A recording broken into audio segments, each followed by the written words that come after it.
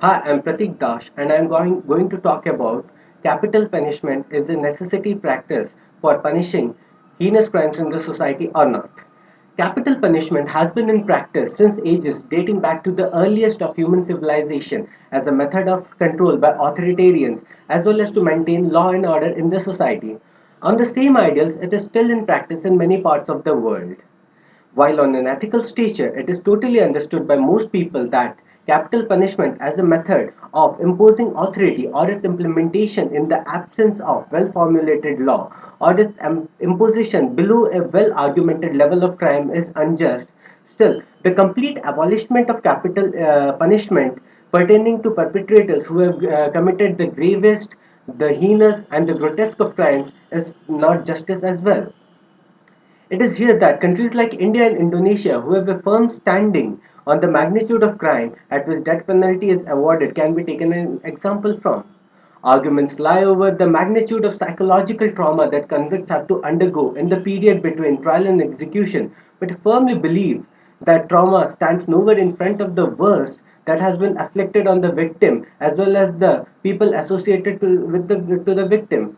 Take an example of Ajmal Kasab. No person in his or her sanity will care about the psychological trauma that Kasab will undergo between trial and execution, when he has been responsible for the innocent killing of more than 160 people.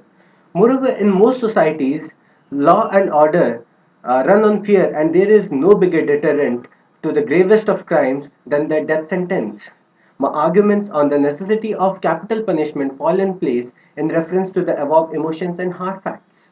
However, there is a line where the capital punishment, rather being a tool of deterring heinous crimes in the society, becomes a heinous practice in itself. And it turns so when there is a totally unacceptable situation of wrong execution. The inefficacy of law and order personnel throughout the world is bad, as it is reflected from the fact that from the 1100 plus executed in various countries of the world, 36 have been wrongly executed. This gives us the reality check that death penalties cannot be effectively administered by humans without substantial air, substantial caprice, without tremendous waste of money, and when there is an environment of great deal of racial, gender, class, and economic status bias. A huge amount of money is wasted around the world in reappeals in court processes, which amounts to like millions of dollars worldwide.